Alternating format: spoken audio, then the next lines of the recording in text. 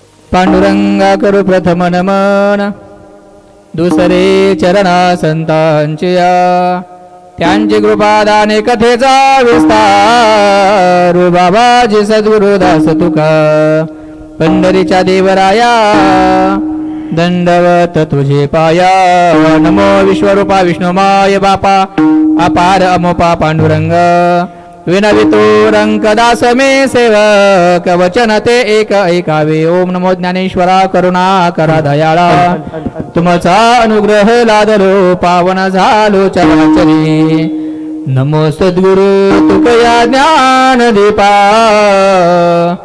नमो सद्गुरु सच्चिदानंद रूपा नमो सद्गुरु भक्त कल्याण मूर्ते नमो सद्गुरु भास्करा पूर्ण कीर्ती सेवे लागी सेवक झाले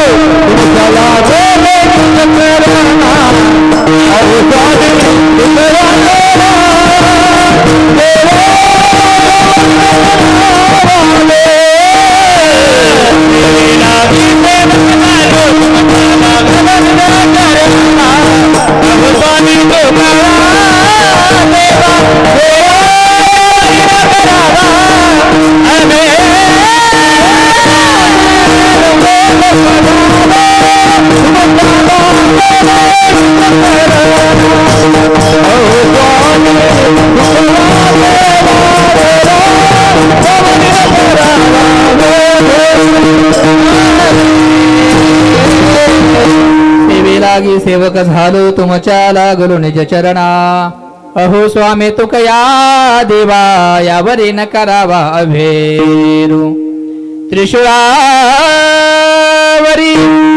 काशीपुरी त्रिशूळावरी काशीपुरी चक्रावरी पंढरी चक्रावरी पंढरी रोनी सारखे सारखे रोनी सारखे सारखे विश्वनाथ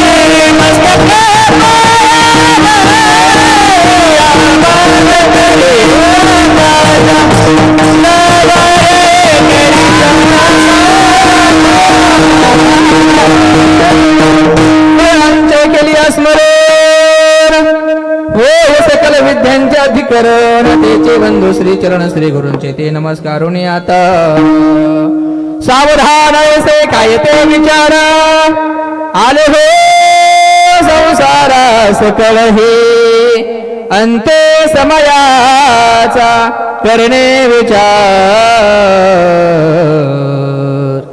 वेचती सादर घटिका पळे प्रस्तुत प्राप्त प्रसंगी कीर्तन रूपे सेवे करता निवडलेला अभंग श्रीमंत जगद्गुरु तुकोबराय यांचा 4 चरणाचा प्रसंगाला अनुसरून अभंगाची निवड केली.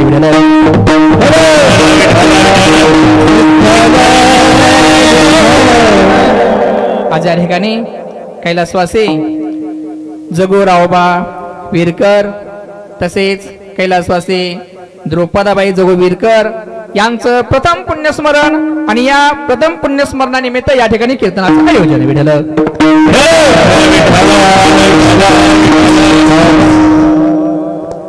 आज या ठिकाणी उत्तम असे कीर्तनाला साथ करत असणारे संगीत अलंकार संगीत विशारद आपल्याच भागचा असणारा वैभव हरिभक्ती परायण आकाशजी महाराज पर्यंतीकर तसेच संगीत अलंकार हरिभक्त परायण सुनील गाडगे महाराज डंगरवाडीकर तसेच संगीत अलंकार हरिभक्त परायण शंकर महाराज हो त्याचबरोबर मृदंगाचे उत्तम साथ करत असणारे मृदंग अलंकार मृदंग सेवक हरिभक्त परायण श्री हरी महाराज करचे पिंपरी नातेपुते असणारे विनयकरी बाबा समस्त तुम्ही ग्रामस्थ पाहुणे मंडळे त्याचबरोबर आजचा हा कार्यक्रम ज्ञानांजन YouTube चॅनलवर या ठिकाणी प्रसारित होत आहे असणारे YouTube चॅनल वाले किशोरजी पवार पिंगळेकर उत्तम असं असणारे साऊंड सिस्टीम कारण तुमच्या सिस्टीमवर आमचं हे सगळं अवलंबून असतं ती व्यवस्थित तर आमचं हे व्यवस्थित आहे उत्तम असे असणारे साऊंड सिस्टीम तुम्हा सर्वांच्या चरणावर मस्त ठेवतो आणि सेवेला प्रारंभ करतो. विठ्ठल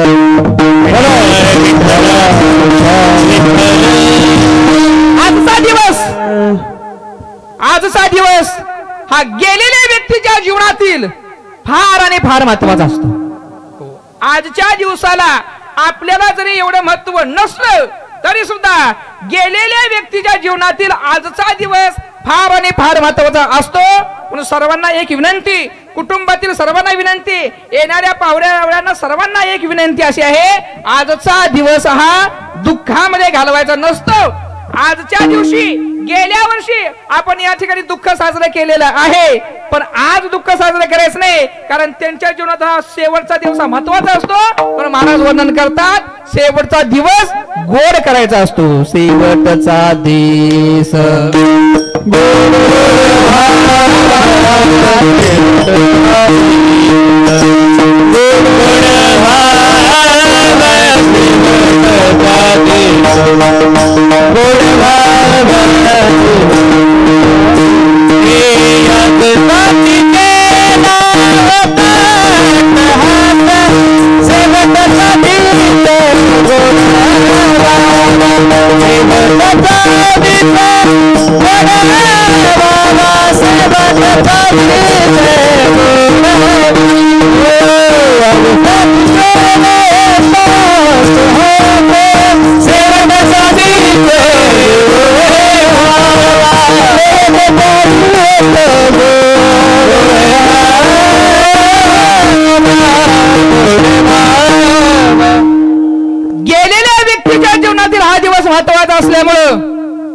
आजचा दिवस दुःखामध्ये घालवायचा नाही हो, तर तो आजचा दिवस गोड करायचा आहे. म्हणून कुटुंबातील सर्वांना विनंती, आजच्या दिवशी डोळ्यामध्ये कोणी पाणी आणायचं, आजच्या दिवशी डोळ्यामध्ये कोणी पाणी आणायचं नाही. शास्त्र असं सांगतं आकाशजी महाराज. आता बरेच कीर्तनकार असे आहेत की स्वतः रडतात आणि समाजाला रडवतात. कीर्तन हे रडवण्याचं माध्यम नाही. संसारामध्ये आयुष्यभर माणूस रडतच असतो आणि कीर्तनामध्ये येऊन सुद्धा जर माणूस रडत असेल ना, तर संसारात आणि कीर्तनामध्ये फरकच काय राहिला. म्हणून कीर्तन हे रडवण्याकरता नसतं. मला आईची खूप गाणी गाता येतात, वडिलांची खूप गाणी गाता येतात, पण आवर्जून जाणून बुजून मी सगळं टाळतोय हो. कारण शास्त्र वाचनामध्ये आपले आले हो, म्हणून सगळं टाळायचं असतं हो. कीर्तनामध्ये कोणाला इमोशनल करायचं नाही, कोणाला रडू द्यायचं नाही. कारण हो, आता मी शेवटच्या 5 मिनिटांमध्ये बोलणार आहे. आजचा दिवस गेलेल्या व्यक्तीकडे किती महत्वाचा आहे हो, शेवटच्या टप्प्यामध्ये सांगणार आहे. तर अगोदर प्रथमतः अभंगाचा सर्व अर्थ सांगून जातो. तुकोबरे अभंगामध्ये पहिला शब्द वापरतात तो म्हणतात सावधान हो. सावध केले, सावध हो, सावध केले, सावधान हो. पण कुणाला सावध केले? लोकांचा गोड असा गैरसमज आहे. बहुतेक तुकोबरायचे संत महात्म्यांचे असणारे जे उपदेश आहेत ना, हे बहुतेक माळकऱ्याकरता असं होतं, बहुतेक बुवांच्या करता असं होत. असा लोकांचा गोड गैरसमज आहे. संतांचे जे उपदेश आहेत ना, ते फक्त माळकऱ्याकरता बुवांच्या करता नाहीत, तर संपूर्ण जगाचं कल्याण व्हावं एवढी भूमिका संतांची असल्यामुळे संतांचा असणारा उपदेश आहे ना, हा संपूर्ण जगाकरता आहे हो. आपला घोटाळा असे, आपण फक्त आपला स्वतःचा विचार करत असतो. संत महात्मे फक्त आपला स्वतःचा विचार कधीच करत नाही, पण याचा परिणाम सुद्धा असा होत असतो, जे स्वतःचा विचार करतात, जे स्वतःच्या कुटुंबाचा विचार करतात ना, 5वी पिढी आपलं नाव सुद्धा लक्षात ठेवत नाही. 5व्या पिढीनंतर आपलं नाव सुद्धा राहत नाही. सांगा ना मला, आपल्या पंजोबाच्या वडिलांचं नाव माहित आहेत का? आहेत का माहिती? पण पंजोबाला वडील नव्हते का? होते ना हो, तरी सुद्धा त्यांचा नामोनिशामा सुद्धा राहिला नाही. का राहिला नाही? कारण फक्त आपलं कुटुंब फक्त पुढे जावं, आपलेच फक्त मोठी व्हावीत, आपलंच फक्त सगळीकडे नाव लौकिक व्हावा. पण आपल्याच्या करता जे रात्रंदिवस धडपडतात ना, त्यांचं नाव 5व्या पिढीपर्यंत राहत नाही. 5व्या पिढीपर्यंत जाऊ द्या. अहो, जो आपला खाते उतारा ना, खाते उतारा 1 वर्षाच्या आत खाते उतार्यावर सुद्धा नाव राहत, खाते उतार्यावर नाव राहत नाही. फुकट रेशनिंग आणलेलं असतं, फुकट त्या रेशनिंग कार्डावर सुद्धा आपलं नाव राहत नाही. आणि याच्या उलट संत महात्मे फक्त स्वतः करता न जगता जगाच्या कल्याणात संतांच्या विभूती देह कष्टविते परोपकारी जगाच्या कल्याणाकरता संत महात्म्याने आपलं आयुष्य घालवलं असतं. आणि म्हणूनच 7.25 वर्ष होऊन गेले ज्ञानोबरायांचा समाधी सोहळा प्रत्येक गावामध्ये होतोय. आपल्या कुटुंबातील होते का?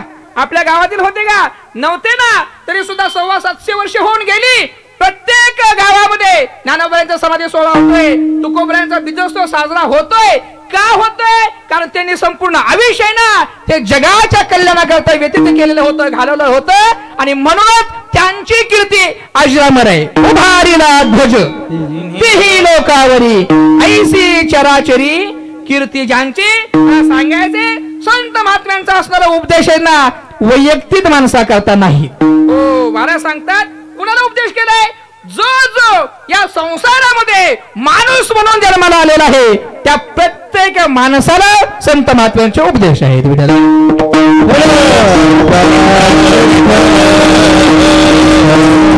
पहिला शब्द सांगतो सावधान हो. सावध व्हायला सांगितलं, सावध हो. आपण सावध नाही का हो? पुढे चिंतनामध्ये आपण बघू. मला सांगता सावध व्हा आणि विचार करा. लोक म्हणले, महाराज आम्हाला विचार करायला सांगते, आम्ही विचारी नाही का? महाराज म्हणतात, ज्या गोष्टीचा विचार करायला पाहिजे त्या गोष्टीचा विचार करायला मनुष्य खऱ्या अर्थाने विसरलेला आहे.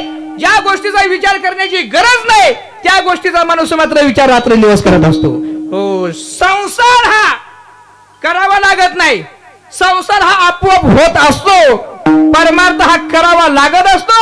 पण लोक परमार्थाकडे पाठ फिरवतात आणि संसार जोमाने करत असतात. संसार संसार संसार म्हणजे काय? आपण संसार करतो एवढं काय?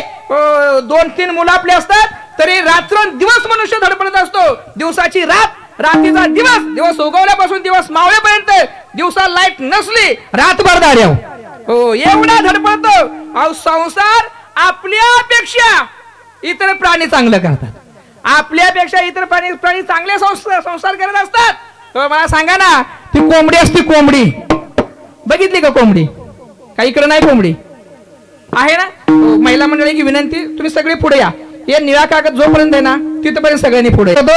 संसार. हो, कोंबडी बघितली ना, कोंबडी. हो, कोंबडीला किती लेकर असते? ती कोंबडीला किती लेकर हवीत हे कोंबडीने ठरवायचं नाही, हे मालकीने ठरवायचं. हो, मालकीने ठरवायचं.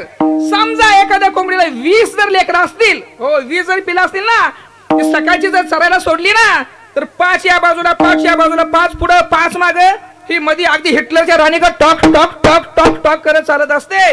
हो, एवढा तिला रुबाब असतो. पण फक्त आवाज येऊ द्या, घार घार, फक्त आवाज आला ना सगळी पिलं आपल्या पंखामध्ये घेते. हो, पिलांना वाचवते का नाही? पिलांना सांभाळ करते का नाही? हो, एक परी स्वतः संकट आलं तरी चालेल, पण आपल्या लेकरावर संकट येऊ दे. आई वडिलांची भूमिका तशी असते. पण मला महत्त्वाचं सांगायचं आहे का, ती कोंबडी पिलांना सांभाळते, त्यांना व्यवस्थितपणे त्यांचं पालन पोषण करते, पण कुठपर्यंत? कायम नाही, कायम नाही. पिलं जरा मोठी झाली ना, कळती झाली ना, खायला यायला लागलं ना, स्वतः उदरनिर्वाह करायला लागली ना, ती कोंबडी त्यांना लगेच सोडून जाते. सोडती की नाही? फक्त माणसाचाच घोटाळा असा झालाय. शास्त्र असं सांगतं, माणसानं संसार करावा. कुठपर्यंत करावा? जोपर्यंत आपल्या पायातील चप्पल मुलाच्या पायात बसत नाही तोपर्यंत संसार करावा. आपल्या अंगातील सदरा मुलाच्या अंगात बसत नाही तोपर्यंत संसारामध्ये कष्ट करा. एकदा मुलं कर्तृत्ववान झाली ना की आपण कारभार सोडावा. हो, दशरथ राजा आरशासमोर उभे राहिले असताना कानाजवळचा फक्त एक केस पिकलेला दिसला. किती केस? एक केस पिकलेला दिसल्या बरोबर लगेच राजाने निर्णय घेतला, बस आता आपण राज्य करायचं नाही, आपल्या मोठ्या मुलाला राज्य सिंहासनावर बसवायचंय व प्रभू रामचंद्रांना राज्याच्या गादीवर बसवायचं. दशरथ राजाने विचार केला, किती केस पिकल्या? एक केस पिकल्या. आपली सगळी केस जरी पिकली, आपण कलर देतोय, केस पिकून जरी गेली तरी सुद्धा आपण संसार सोडत. संसारामध्ये दुःख असतं कारणच आहे. हो, आपण नुसतं म्हणतो काय नाही संसारात नाही, कोण सुखी नाही. हो, दुःख बांधवडी आहे हा संसार, पण कशामुळे याचा माणूस कधी विचार करत नाही. 2च कारणामुळे माणसाला दुःख मिळतं. 2 ज्ञानोबा गोड वर्णन करतात कशामुळे दुःख मिळतं. माझे म्हणून बहु दुःखाचा ओळसा. एवढंच प्रमाण फक्त आपण मताला मध्ये प्रमाण आहे. हो, हे सगळं मी करतोय आणि हे सगळं माझ्यामुळे चाललंय, हा माणसाकडे असणारा अहंकार आहे ना, याच्यामुळे खऱ्या अर्थानं माणसाला दुःख निर्माण होते. मी पणा सोडा, सुख आपोआप मिळाल्याशिवाय राहत नाही.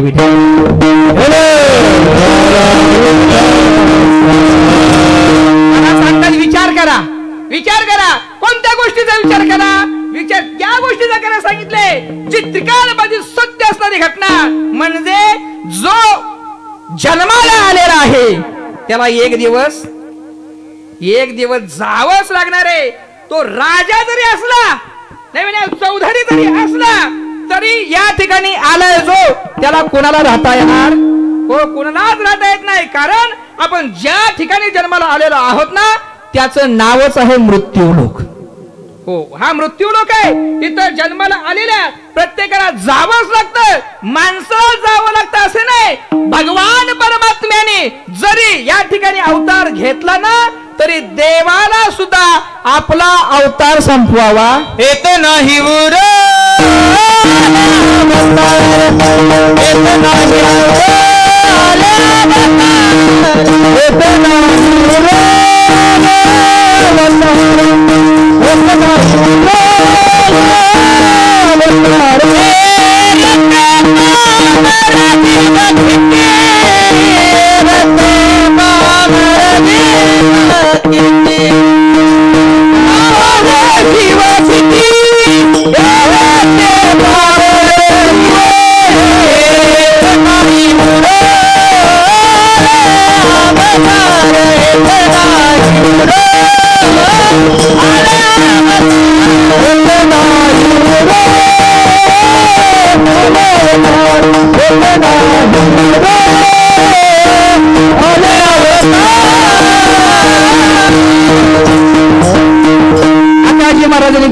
उदाहरण दिलेलं आहे, येते नाही उरो आले अवतार.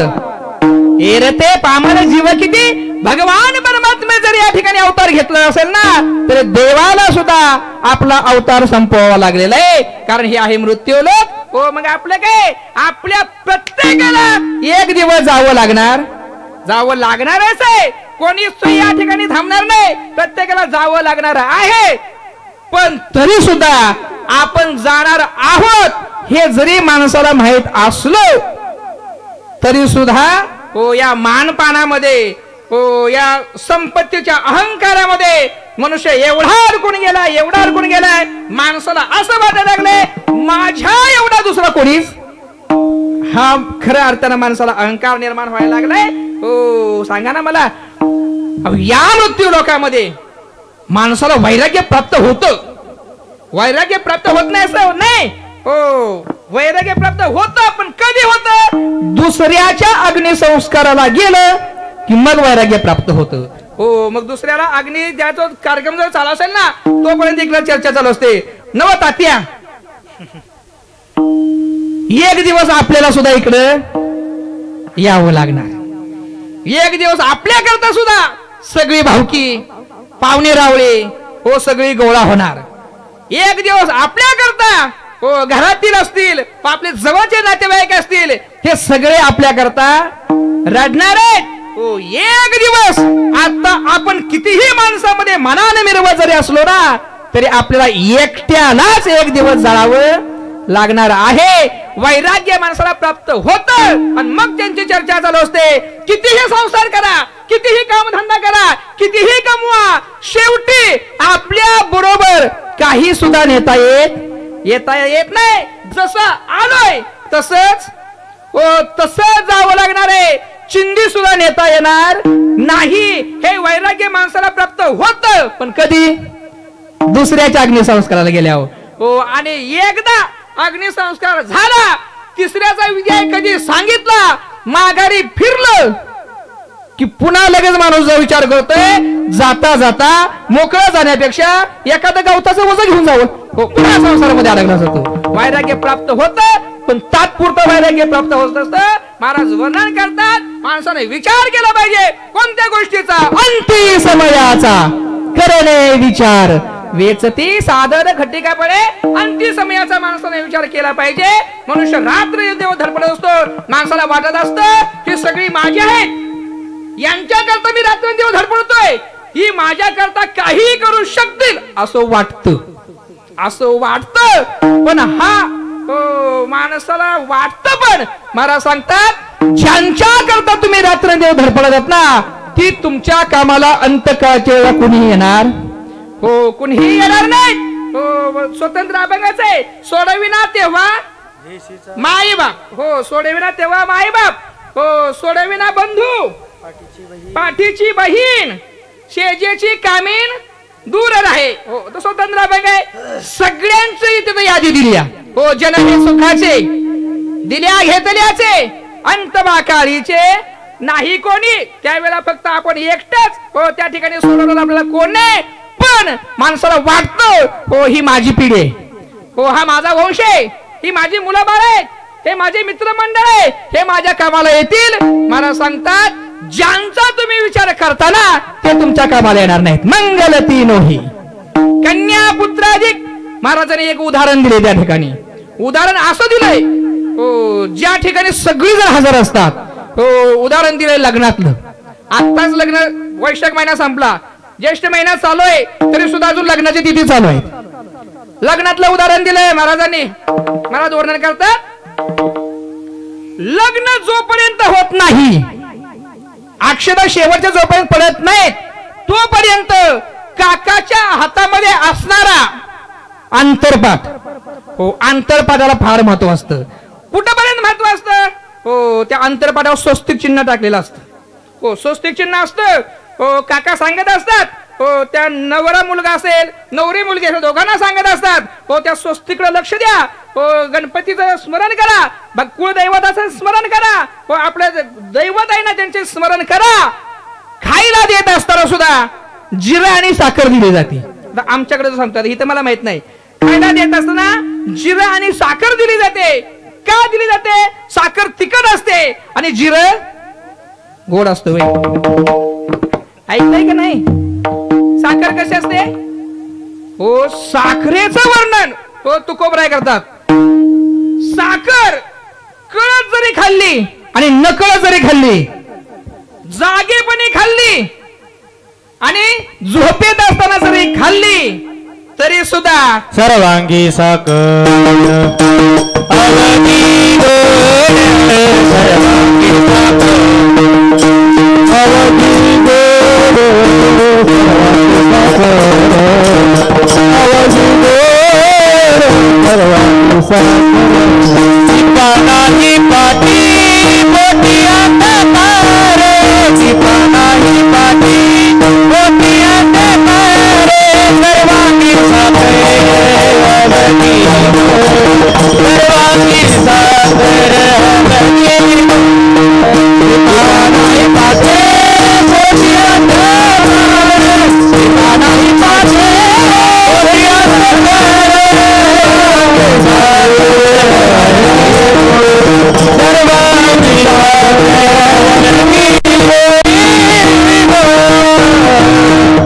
अगदी योग्य असं समर्पक प्रमाण.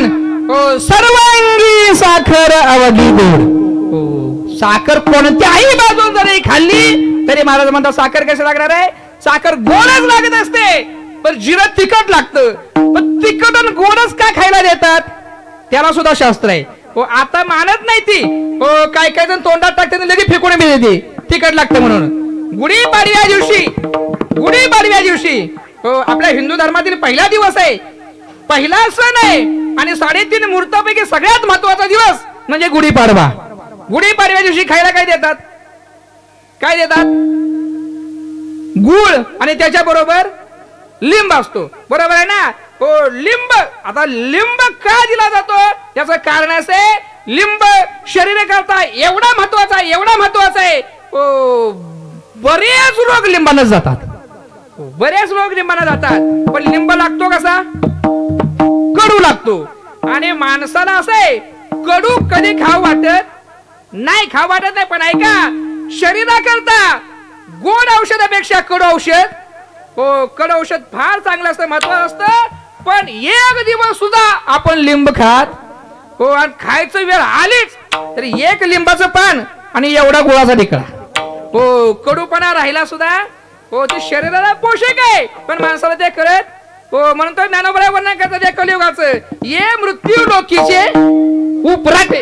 हो, उपराटे सांगितलंय. जे खरं आहे ना ते लोकांना कळत नाही आणि खोट्याच्या मागे लागल्याशिवाय नाही.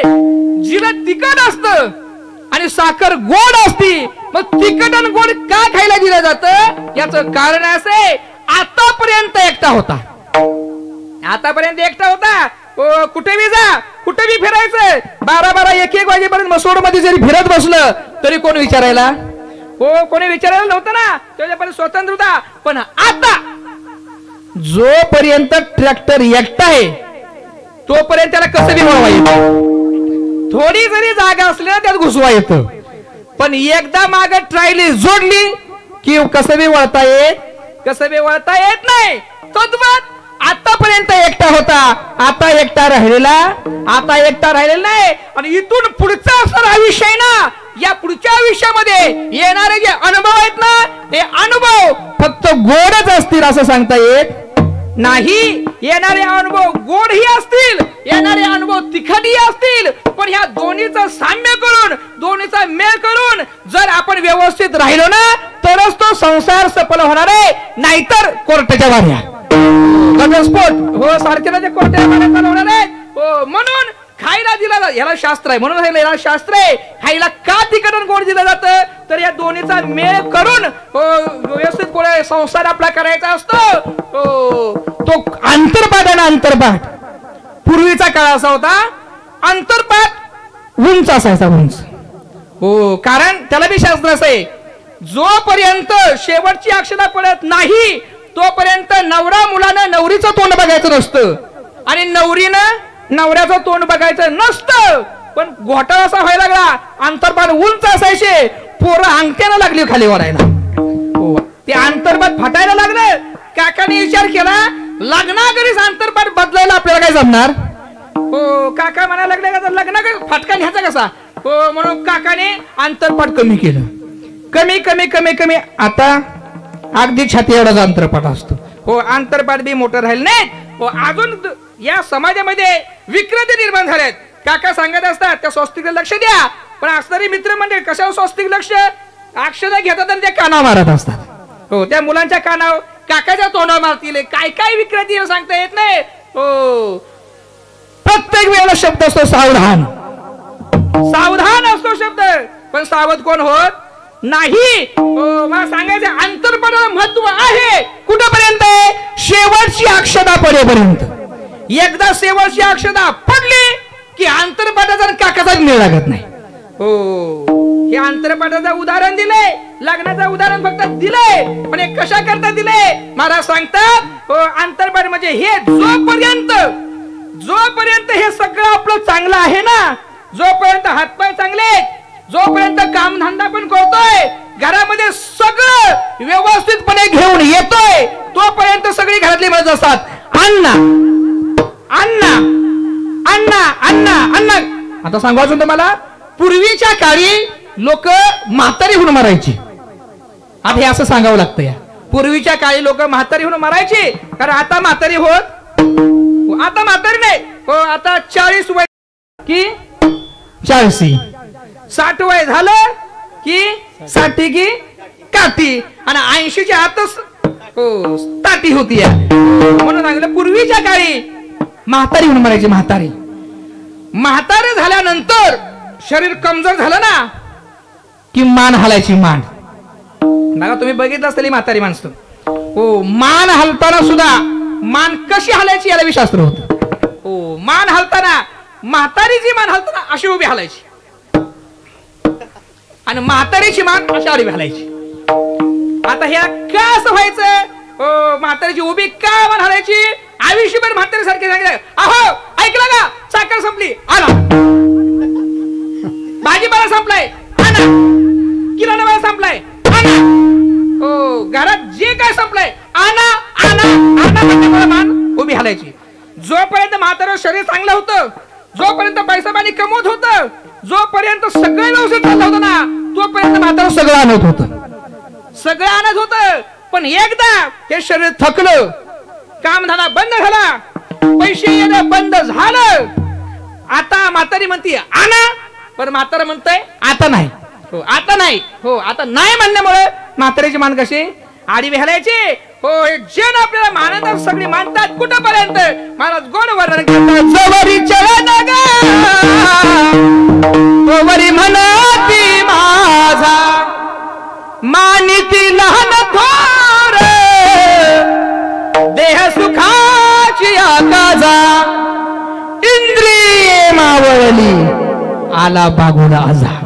हो जर का म्हातारा आणते सगळं एका जागेवर, जर म्हातारा थांबलं ना, एका जागेवर बसलं म्हातारं, कामधंदा काय करे ना, एका सर कोपऱ्यात बसलं असलं, आणि जर नातू लयच ताप द्यायला लागला, घरात जर लयच नातू त्रास द्यायला लागला ना, ती सूट म्हणत असते ए बाळा शांत बस, कालवा करू नकोस, नाहीतर बघ ते बघ कोपऱ्यात बघ बागुल बुवा बसलाय धरून मिळ. बागुल बुवा असतो का हो. अहो ज्याने या कुटुंबाकरता आयुष्याची रात्र केलेली असते, तो संपूर्ण आयुष्यभर रात्रंदिवस धडपडलेला असतो आपलं कुटुंब व्यवस्थितपणे चालावं म्हणून. आणि तोच म्हातारपणे हो त्याला काय म्हटलं जातं बागुलबुवा. नुसतं बागुलबुवा म्हटलं जातं एवढंच नाही. जर का म्हातारं तिथंच बसून तिथं खोकायला लागलं, तिथं थुकायला जर लागलं ना, तर घरातली वैतागतील याचं विशेष नाही व ती स्वतःची जिन 7 जन्म. आता उद्या आलाय ना सण, उद्या तेव्हार आलाय ना, जन्मी 7 जन्म हाच पती मिळू दे म्हणून मागणं केलेलं असतं. कोणाला कोणाला वडाला म्हणू नका, देव असतो त्या दिवशी तो. वडदेव, वडदेव हा नाही बरोबर आहे ना, वडदेव. तुम्ही काय वड म्हणून जाता का त्याकडे, काय म्हणून मागणं मागता, देव म्हणून मागता ना. मग त्या देवाला तुम्ही मागणं मागता. आता त्या देवाचं बी एक वैशिष्ट्य असं आहे, 364 दिवस त्या देवाकडे कोण बघत नाही. 364 दिवस कोणी त्या देवाकडे बघत नाही. फक्त एकच दिवस, हो, शिमग्याचा दिवस. कुठला दिवस? वटपौर्णिमा. हो, वटपौर्णिमे दिवशी फक्त सगळे ते ताट वगैरे तयार करायचं, सांगायचं पिंट्या जा दुकानात ना आण जा गुंडी. कशाला गुंडी आणायची? सासू माझी तिथं जाऊन फेऱ्या मारत होती, शेजारी बाजार जाते ती तिथं फेऱ्या मारत जाती, हो ती करते ती, म्हणून आपण सुद्धा त्यासाठी करायचं का? नाही, त्यासाठी नाही.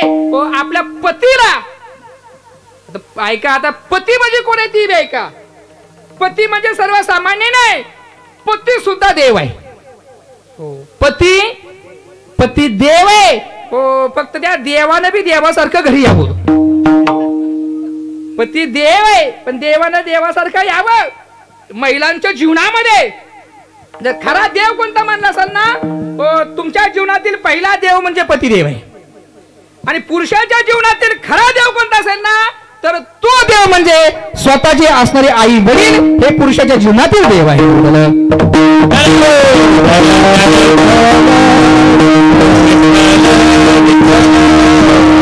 आणि म्हणून शास्त्र असं सांगतं, तुम्ही इतर देवाला नाही गेला तरी चालेल, महिलांनी इतर देवाला नाही गेलं तरी चालेल, फक्त आपल्या पतीची जर तुम्ही सेवा करत असाल तर तो अखिल कोटी ब्रह्मांड नायक तुमचा सेवक झाल्याशिवाय राहणार नाही. तुका मन पतिव्रता,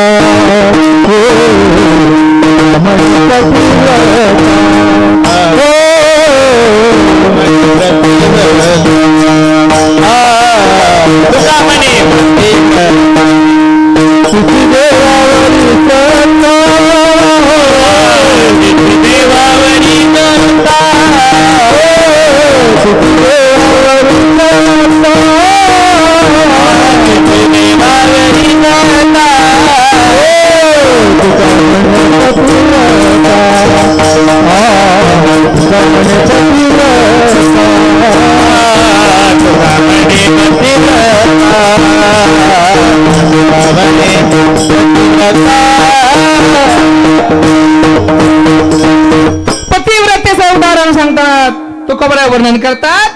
जी आपल्या पतीची सेवा करते ना, जी आपल्या पतीची सेवा करते ना, भगवान परमात्मा त्यांचे दास होत असतात. तुका म्हणे पतिव्रता, आणि तिची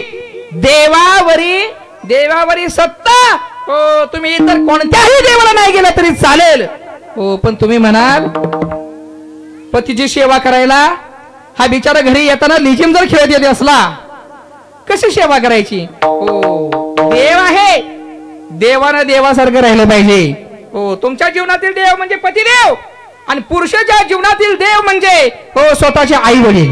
हो, आई वडिलांची सेवा करा तुम्ही. फक्त तुम्ही पंढरपूरच्या पांडुरंगाच्या दर्शनाला नाही गेला तरी चालेल. हो, घरी असणारे आपले आहेत ना, हो घरी असणारे हे पांडुरंग रुक्मिणी माता आहेत. व आपले आई वडील म्हणजे स्वतः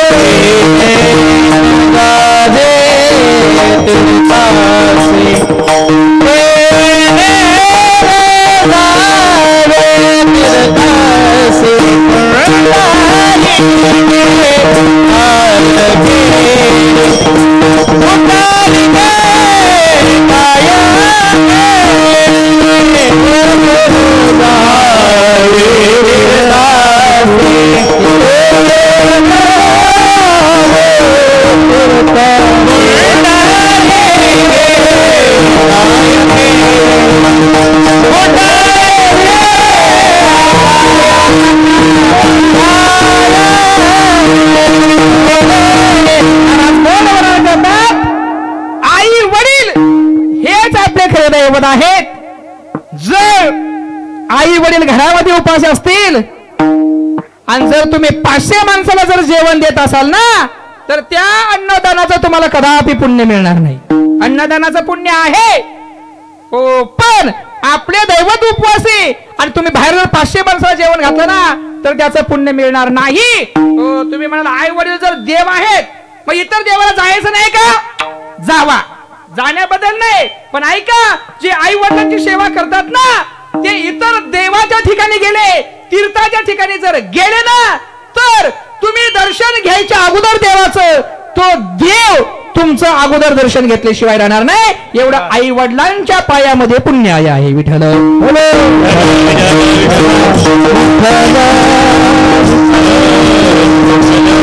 पण मुलांच्या जीवनामध्ये शास्त्र असं सांगतं, मुलांनी काय करावं? जोपर्यंत आपले आई वडील आहेत तोपर्यंत त्यांची सेवा करा. त्यांना काय हवं नसेल ते द्या आणि त्यांच्या पश्चात ज्या तिथीला ते गेलेत ना त्या तिथीला त्यांचं स्मरण करा, म्हणजे पुण्यस्मरण करा. त्यांचा आशीर्वाद तुम्हाला तुमच्या आयुष्यामध्ये कशाचीच कमतरता भासून देत नाही. विठ्ठल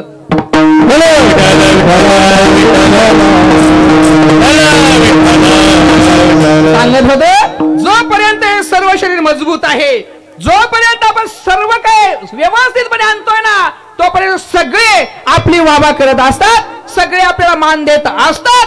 हो, धनवंता लागी सर्व मान्यता आहे जगी. पण एकदा शरीर थांबलं, हो, आणायचं बंद झालं, म्हातारा एका जागेवर बसून जर खोकायला लागलं, तिथं जर बडकं टाकायला लागलं तर जिन 7 जन्म आपल्या मुद्द्याचं 7 जन्म हाच पती मिळू दे म्हणून त्या वड देवाला नवस केलेला असतो. जर वर्षी मागणं मागितलं असतं 30 म्हातारी, हो, म्हातारा जर खोकायला लागलं ना हो तर 30 म्हातारी म्हणते, हो, बाईला म्हणे खेर म्हणता बाईला म्हणे खरे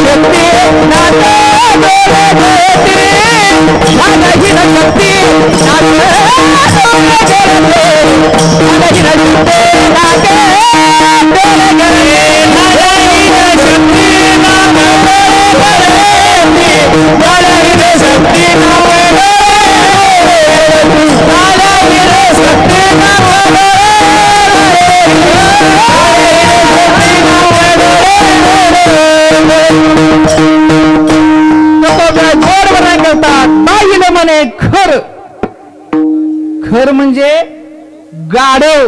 हो, पत्नी म्हणते म्हातारा गाढव झालाय, हिथंच बसतोय, हिथंच खोकतोय, पारायणचा लय गावात, तिकडे जावं.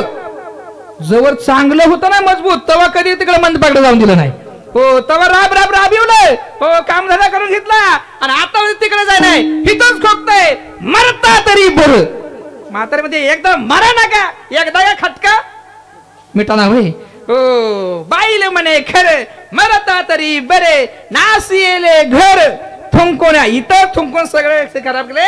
हो, मला सांगायचं एवढं, जोपर्यंत सगळं चांगलं आहे ना, जोपर्यंत आणतोय ना तोपर्यंत सगळी अण्णा अण्णा अण्णा म्हणत असतात. एकदा हे शरीर थांबलं, आणायचं बंद झालं, हो, तोच अण्णा 2 वेळच्या अन्नाला सुद्धा पुढे महाग होत असतो.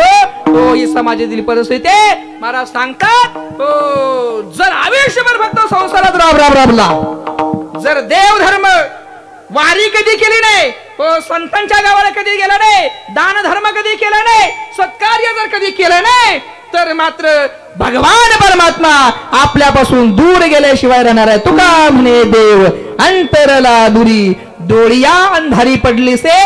काय केलं पाहिजे? जोपर्यंत हे सगळं चांगलं आहे ना तोपर्यंत हाताने टाळी आणि मुखाने भगवंताचं नाव घेतलं पाहिजे. विठोबा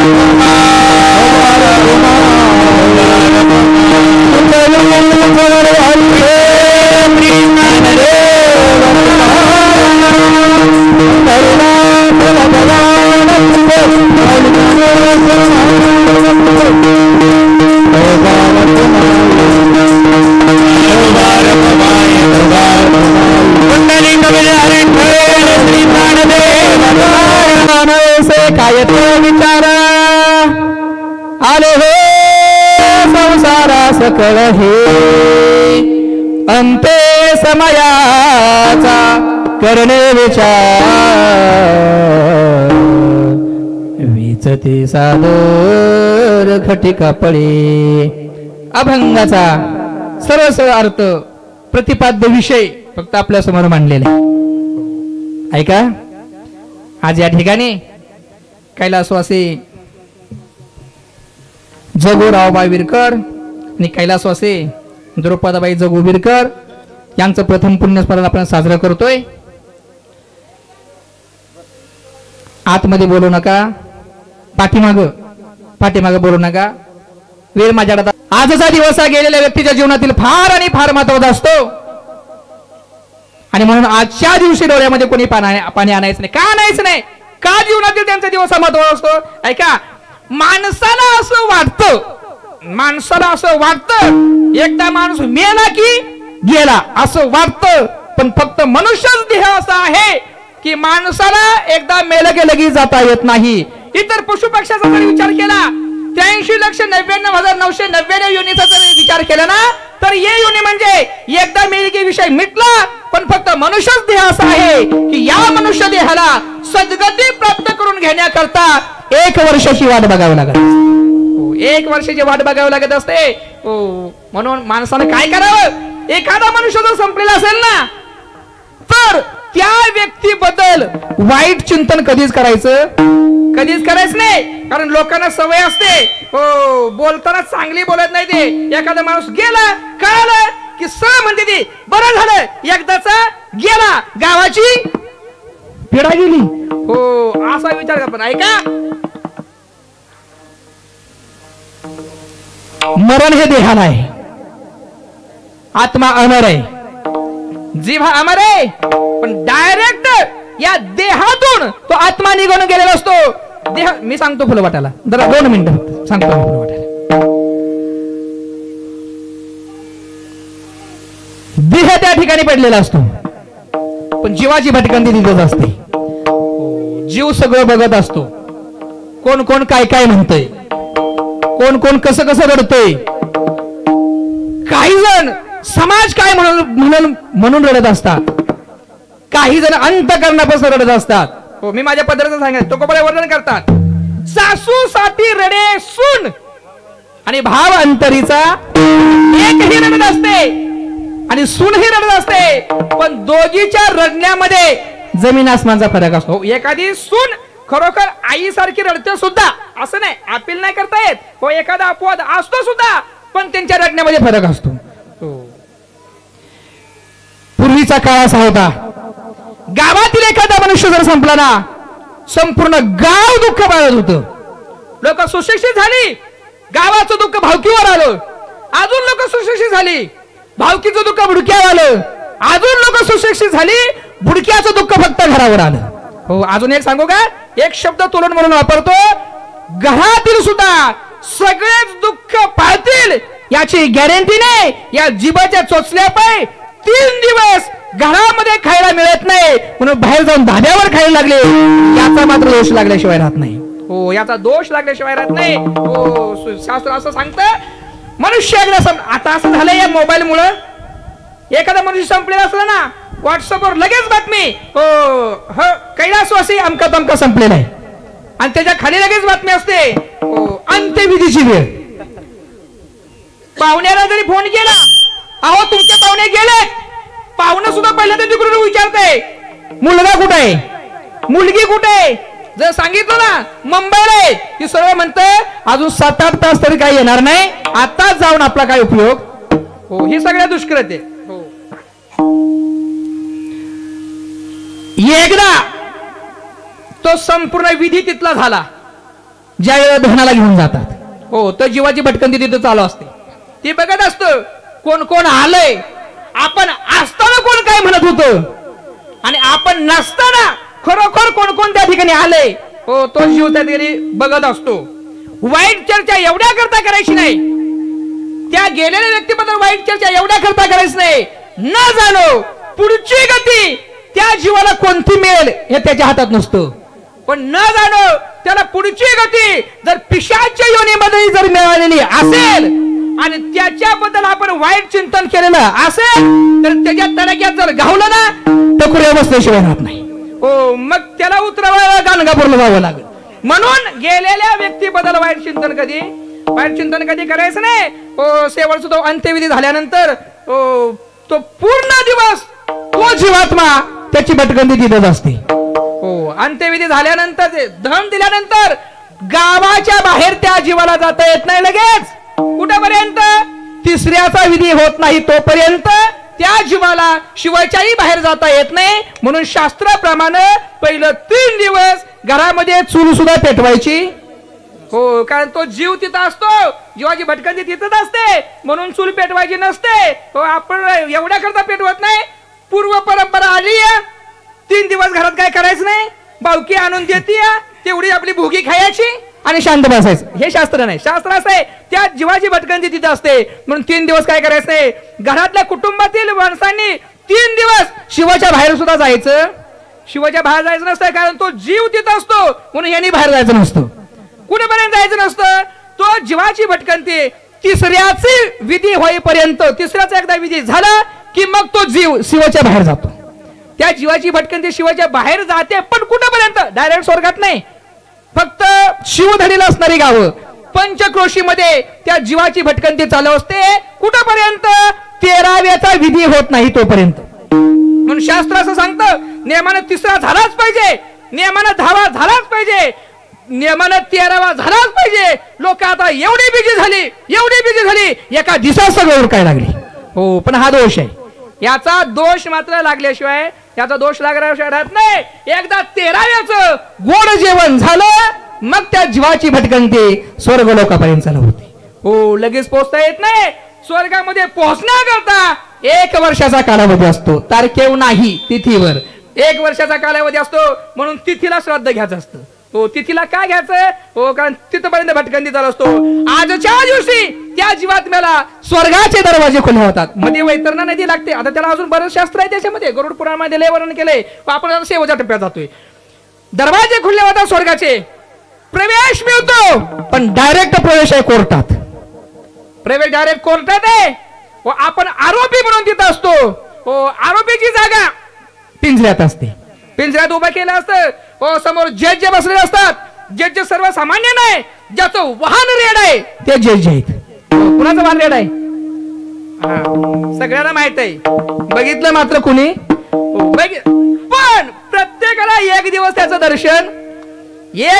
दर्शन प्रत्येकाला होणार आहे.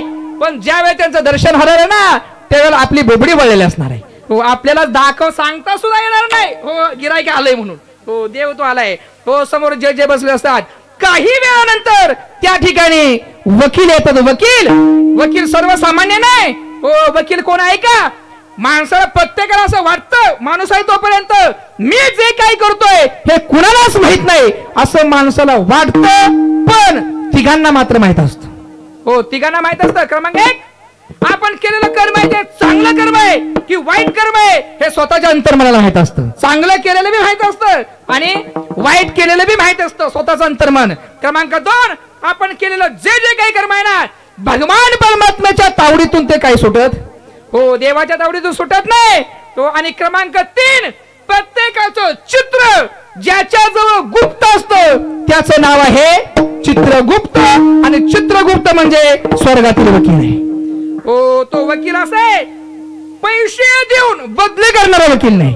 हो, पैसे देऊन बदली करणारा वकील नाही. दुसरा मुद्दा, त्या ठिकाणी आपल्याला अपील सुद्धा करता येत नाही. सगळं आपला लेखाजोखा वाचला जातो आणि त्याच्यावर आपल्याला पुढची सद्गती मिळणार असते.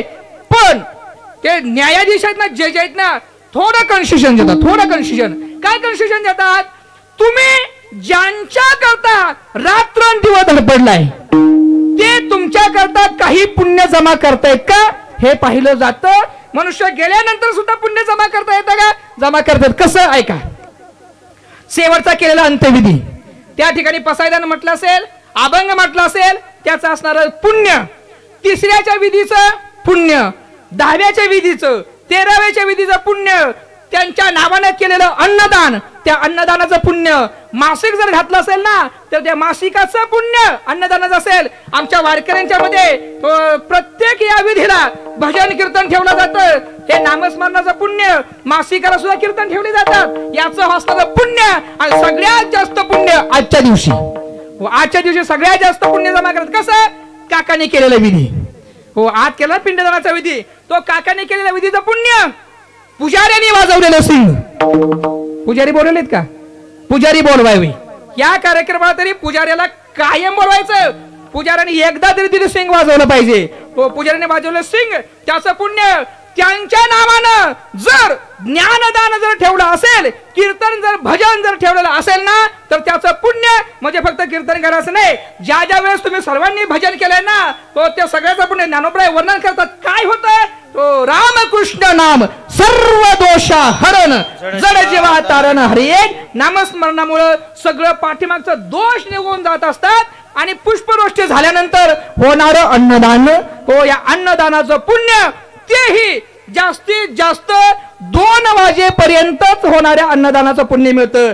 संध्याकाळी तुम्ही गाव जेवण घातलं ना त्याचं पुण्य त्यांना मिळत नाही. जास्तीत जास्त 2 वाजेपर्यंतच. का?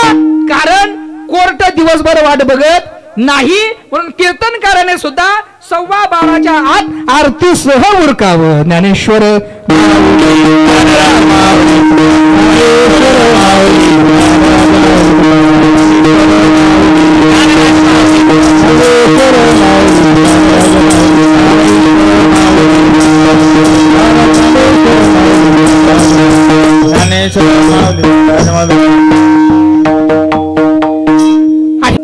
विधीपूर्वक जर केले नाहीत तर त्याचा दोष आहे.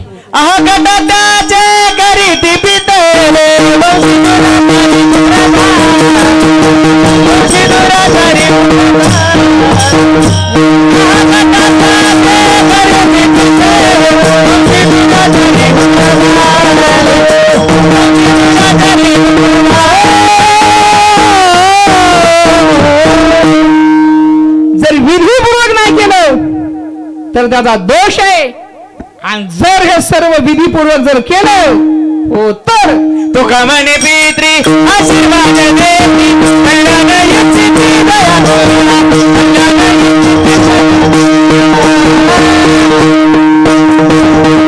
जर हे सर्व विधीपूर्वक केलं असेल ना तर आपले पूर्वज आपले पितर आहेत ना हे आपल्याला हो कल्याण इच्छिती, हो आपलं कल्याण व्हावं असा चांगला आशीर्वाद देत असतात. मग त्या कुटुंबामध्ये हो सर्वपणे व्यवस्थितपणे चालत असतं. आणि म्हणूनच ते सर्व विधीपूर्वक करावे. आज या ठिकाणी हो आपल्या आई वडिलांची त्यांची असणारी 3 मुलं 1 मुलगी आपल्या आई वडिलांचं या ठिकाणी पुण्यस्मरण साजरे करतात. मी पहिल्यांदा सांगून गेलो मला गीतं भरपूर गाता येतात, फक्त मला आज इमोशनल कोणाला करायचं नसतं. कारण त्याचा सगळ्यात जर तुम्हाला आम्ही रडवलं कीर्तनकारानं तर पहिला दोष आम्हाला लागत असतो. हो हे दोष लागला नाही पाहिजे कीर्तनामध्ये. कीर्तन हे परिवर्तनाचं साधन आहे, जीवनाचा उद्धार झाला पाहिजे. म्हणून कीर्तनामध्ये कोणी रडायचं नसतं, कीर्तनकाराने रडवायचं नसतं. आणि म्हणून आज या ठिकाणी कैलासवासी जगू विरकर आणि द्रौपदाबाई विरकर यांचं प्रथम पुण्यस्मरण निमित्त आज या ठिकाणी कीर्तनाचं आयोजन. सर्व उपस्थित असणारे सर्व ग्रामस्थ मंडळे, पाहुणे मंडळे जे लांब आहेत ना, त्यांनी आता सगळ्यांनी जवळ या. आपली पुष्पवृष्टीची वेळ झालेली आहे. तुकाराम तुकाराम